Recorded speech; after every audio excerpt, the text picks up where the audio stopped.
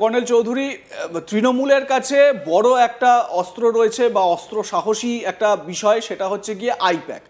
এবারে বিজেপি তো এটা প্রথম থেকেই জানতো যে আইপ্যাক মানে যে অভিযোগটা তারা করছে, বারবার করে তারা যে অভিযোগগুলো করে, বিজেপি তো খুব স্বাভাবিকভাবে জানতো যে যখন এই আসরে নামতে হচ্ছে বা এসআইআর এর কাজে নামতে হচ্ছে, তৃণমূল কংগ্রেস, অভিষেক বন্দ্যোপাধ্যায় তার দল বা তার টিমকে বা এই আইপ্যাককে তারা মাঠে নামাবে, তারা কাজ করাবে।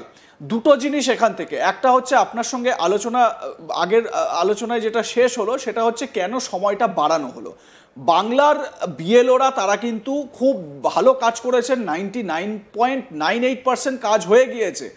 এবং অন্য জায়গায় দেখা যাচ্ছে যে উত্তরপ্রদেশের কথা যদি ধরি, তাহলে উত্তরপ্রদেশ সব থেকে নিচে রয়েছে এই তালিকায়, যে 12টি রাজ্যে এসআইআর এর কাজ চলছে, 70% পর্যন্ত এখনো পর্যন্ত কাজ হয়েছে।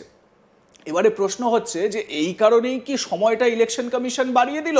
কারণ আমি যতদূর হিসেব করতে পারছি যে যদি মানে সময় নাও বাড়ানো হতো, আজকে রাতের মধ্যেই 1 ডিসেম্বর কি 2 ডিসেম্বর রাতের মধ্যেই বাংলার এই এসআইআর এর এনুমারেশন ফর্ম কালেকশন, ডিজিটাইজেশন, আপলোডের কাজ 100% কমপ্লিট হয়ে যেত। প্রথম প্রশ্ন আপনার কাছে, যে উত্তরপ্রদেশকে সুবিধা করে দেওয়ার জন্যই কি এই সময়সীমা বাড়ানো হলো? প্রথম। দ্বিতীয়ত, এই আইপ্যাকের যে বিষয়টা শুভেন্দু অধিকারীরা অভিযোগ করেন বিভিন্ন সময়, তারা তো আগেও জানতেন যে আইপ্যাক একটা মানে কি প্লেয়ার হয়ে উঠতে পারে যে কোনো ক্ষেত্রে তৃণমূল কংগ্রেসকে বাঁচাবার জন্য বা তৃণমূলের মানে বিভিন্ন মাস্টার স্ট্রোক দেওয়ার জন্য আইপ্যাক একেবারে মায়েস্ট্রো। তা এই ক্যালকুলেশনগুলো কি বিজেপির নেতারা করেননি? কেন সময় বাড়ানো হলো? উত্তরপ্রদেশকে কি সুবিধা করে দেয়া হলো? প্রশ্ন এটা।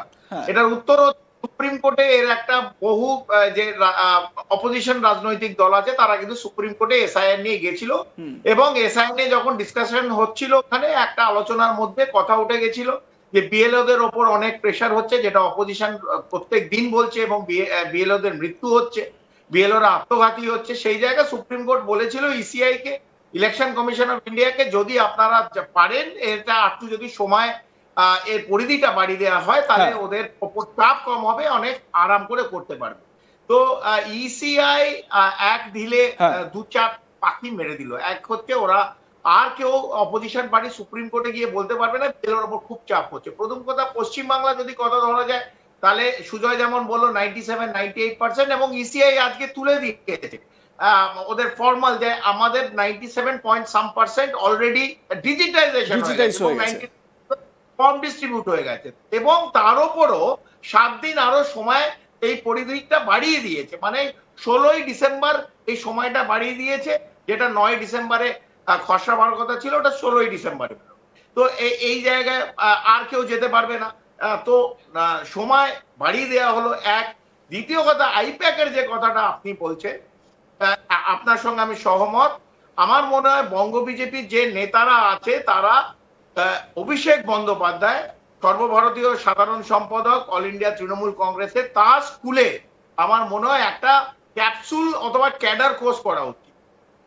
এই অভিষেক বন্দ্যোপাধ্যায়ের সঙ্গে আমার কিছু বছর কাজ করার আমার এক্সপিরিয়েন্স আছে, সেইখান থেকে বলছি তার মাথা যদি কেউ বুঝতে পারে, এবং সে যেভাবে নামে, সে ভুল খারাপ পরে তার বিবেচনা করা যাবে, ডিবেট করা যাবে, কিন্তু সে যখন রাস্তায় নেবে কোনো জিনিস করতে যায়, তার স্টাডি, সেটাকে তার ব্যাকগ্রাউন্ড স্টাডি পুঙ্খানুপুঙ্খ করে। শুধু আইপ্যাক দেখবেন না, এখানে অভিষেক বন্দ্যোপাধ্যায়ের কাজও দেখতে হবে, তার ব্যাকগ্রাউন্ড স্টাডি কিভাবে এটাকে পড়েছে।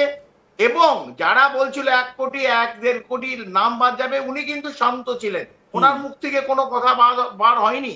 এসআইআর নিয়ে উনি অন্য সব কথা বলছিল, বিএলওদের আত্মঘাতী বলতে পারে, ভোটাররা ভয় পেয়ে যাচ্ছে আত্মঘাতী হতে পারে, কিন্তু এর মাঝে যে হোমওয়ার্কটা উনি করে ফেলেছেন, যে হোমওয়ার্কটা ভারতীয় জনতা পার্টির যে নেতা নেত্রী ওরা করতে পারেনি, আমি কারোর পক্ষে বিপক্ষে বলছি না, কিন্তু এখানে অভিষেক বন্দ্যোপাধ্যায়, শুভেন্দু অধিকারীকেই তো বলতে হলো যে আইপ্যাককে তো বসিয়ে রাখেনি, আইপ্যাক তো তৃণমূল কংগ্রেসের একটা অঙ্গ আজকাল, কারণ এটা ভোটের 3 মাস আগে আসে না, 5 বছরই আইপ্যাক ওদের হয়ে কাজ করে, গ্রামে গ্রামে কাজ করছে।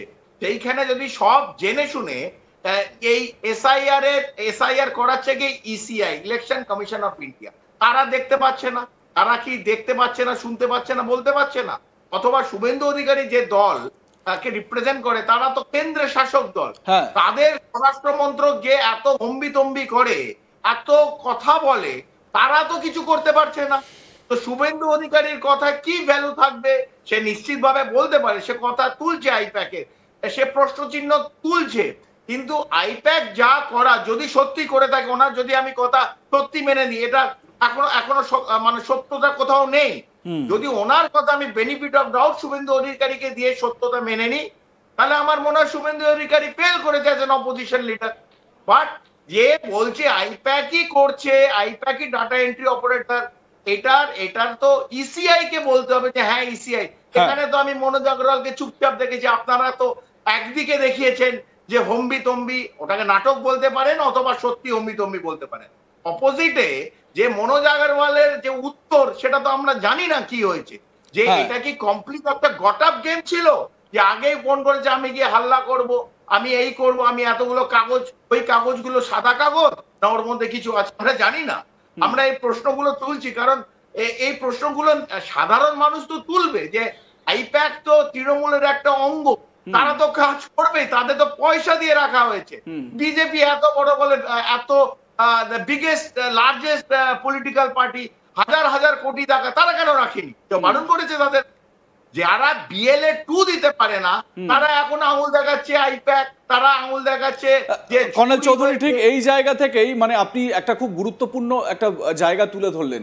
আমরা এই মুহূর্তে এখনো পর্যন্ত এসআইআর এর কাজে যে ছবিগুলো দেখেছি, বিএলওদের সঙ্গে বিএলএ 2 যারা ঘুরেছেন ম্যাক্সিমাম তারা কিন্তু তৃণমূল কংগ্রেসের। বিজেপি বা সিপিএম কংগ্রেসের কথা তো বাদই দিন, বিজেপির বিএলএ 2কেও বেশিরভাগ জায়গায় 90-99% জায়গায় বিজেপির বিএলএ 2কে দেখাই যায়নি।